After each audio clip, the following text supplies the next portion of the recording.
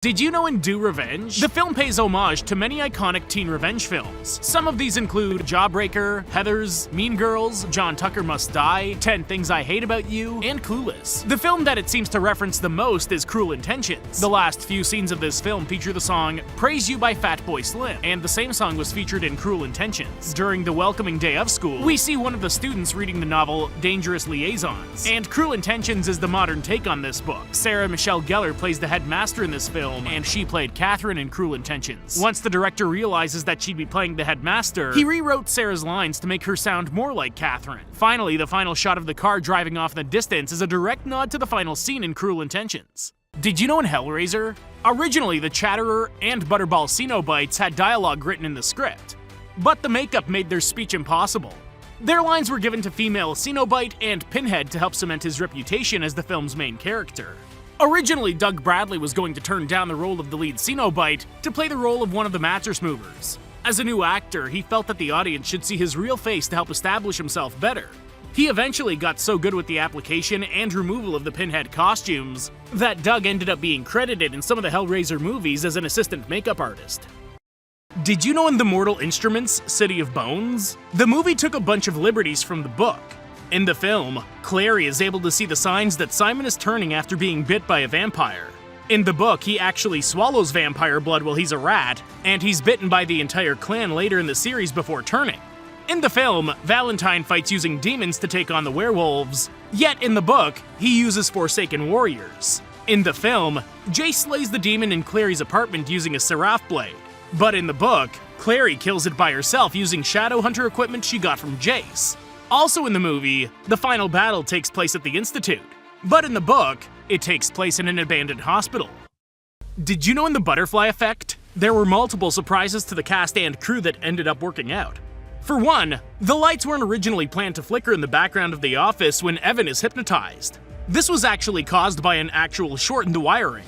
The directors thought that it fit so well that they decided to keep it in the final cut of the film. Also, Eldon had to perform an amazing bodily transformation where he gained 20 pounds in a month after he filmed his normal scenes. He was supposed to look bigger as Crazy Lenny, and he pulled it off to the amazement of the filmmakers. Did you know in No Time to Die, there's a scene where Safine is with Matilda and Bond, and we can clearly see that Daniel Craig is mouthing or mimicking two lines of dialogue that are spoken by Rami Malek. It's a clear sign of an actor that's engrossed by the drama of that take, but it's still unclear why they decided to leave this in the final cut. It's been thought that they did so because of the heightened emotional state of the scene. Did you know in Pearl, the adult film that they show in the theater is actually a real vintage stag film? It's titled A Free Ride, and it came out in 1915. The production of the film is a hot topic for debate. It popped up in the 1970s, and it was sold by a shady distributor as a hardcore D.W. Griffith film from 1915. On the other hand, a silent film historian named Kevin Brownlow believes that it was made in the early 1920s instead. Did you know in Thor: Love and Thunder, there are multiple references to the rock band Guns N' Roses. The entire soundtrack is full of tracks from the popular band. There's also the teenager Astrid, who only answers to the name Axl. This is a reference to the lead singer of Guns N' Roses who's named Axl Rose. Axl is also an ancient Norse name which means helmet. There's another child who has a very prominent poster of the band hanging up in their room. The production designer Nigel Phelps actually worked on the music video for their 1992 song November Rain. Also, when Jane wakes up from her nightmare, she sits straight up in bed, and this too is a reference to the same music video of the 1992 song November Rain.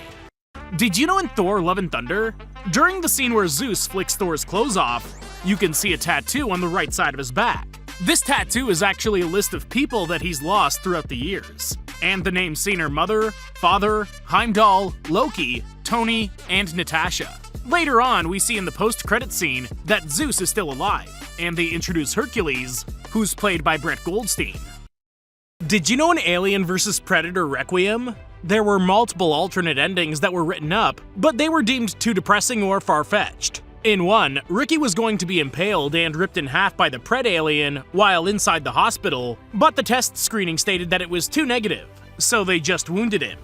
Originally, the climax was going to take place at an airport, and the helicopter would be overtaken by a nuclear blast before it got away.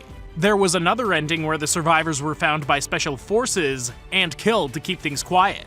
The directors even pitched the idea of Ms. Yutani taking possession of the Predator shotgun and traveling to the aliens' home planet. This would lead to the scientific breakthroughs that gave the Weyland-Yutani company the power it has later on.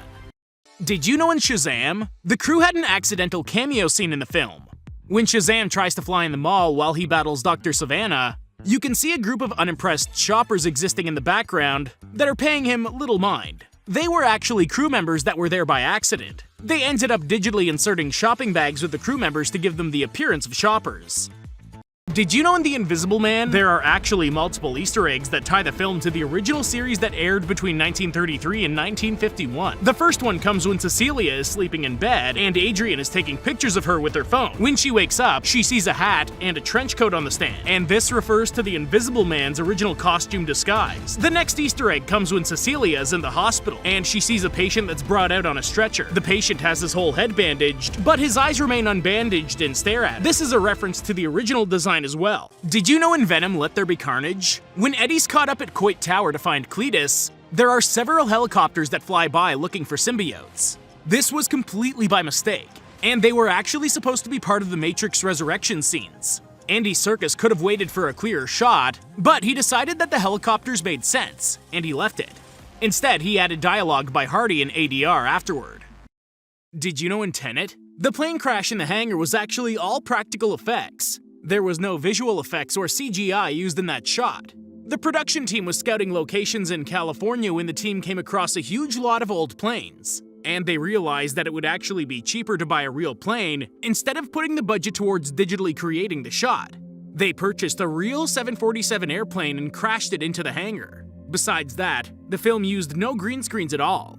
Instead, Nolan ended up shooting each scene twice, once with the actors moving normally, and the second time with them doing everything backwards, including talking.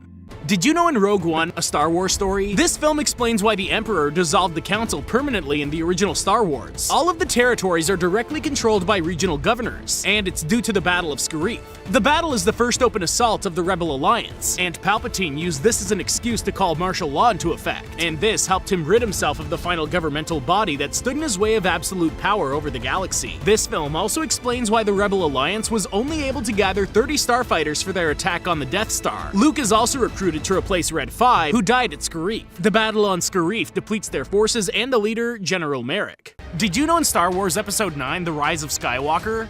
This is the first time that quite a few actors reprise their roles, and they fix a fan-favorite plot hole. Warwick Davis reprises his role as Wicket the Ewok, and his son also plays his son in the film. The name of his Ewok is Pomid. This is also Dennis Lawson's first time reprising his on-screen appearance of Wedge Antilles since Return of the Jedi. He provided the voice for the character in 2001's Star Wars Rogue Squadron 2 video game, though. This is also the first time that Billy D. Williams appears on screen since Return of the Jedi. Hayden Christensen reprises his role as Anakin Skywalker in the form of a voice role as one of the many Jedi that speaks to Rey. Chewbacca also gets his long-deserved medal that he was never given back at the end of A New Hope. Did you know in John Wick Chapter 2, the mirror room fight between John and Cassian was supposedly one of the very first ideas director Chad had written down? He wanted to recreate the climactic mirror room fight from Enter the Dragon, so he decided to cap off his movie with the scene in the museum exhibit where they use shifting, shimmering mirrors. While this is a nod to the iconic Bruce Lee scene, it also shares similarities with The Man with the Golden Gun. Did you know in The Hobbit, The Battle of the Five Armies? The film fills in the holes from the book. In the book, the entire story is seen from the perspective of Bilbo. The first part of the Battle of Five Armies was actually witnessed by him in one of the chapters, and the second part of it happens off-screen since Bilbo was unconscious. It's described to him in the next chapter, but in the film, the entire battle takes up half of the running time since it follows so many different perspectives on its own. Did you know in Iron Man, the crew had concepts that they ended up scrapping in the end? During the final battle, they were originally going to have a point where Tony would drive an Audi R8 into Ironmonger's legs before it flips over. After it flips, Iron Man would split the car in half and jump out in his suit. It turns out that the car was so well built that it refused to flip over. They tried repeatedly, but the roof wouldn't split how Jon Favreau wanted it to, thanks to the car's tough frame. The entire final fight sequence had to be rewritten. They ended up using a convertible version in Iron Man 2. There was even a draft of the script where Tony would be shown as the creator of Dr. Otto Octavius' tentacles. At the time, Sony held the film rights to Spider-Man and his universe, so this was abandoned. Did you know in Bodies, Bodies, Bodies, the director has stated that the source of light for each individual actually symbolized their personality. Jordan uses a headlamp, which represents her no-nonsense confrontation. Alice is covered in glow sticks, and this is to show her desire to be the center of attention. Bee has her phone strapped to her hip to show her selflessness. Emma actually never has a light source, so this is to show her desire to be introverted. Also, Greg and David never show a light, and this could show how uninvolved with the drama they really are. Did you know an army of thieves? We find out about Karina's backstory, and it turns out that she hacked a copy of Pirates of the Caribbean 2. She also released it online way before the movie was scheduled to be released. While that isn't what happened in real life, it is what happened to the fifth Pirates film. It was hacked, stolen, and held for ransom. According to the filmmakers, changing which film was hacked let the story line up better for Karina's age.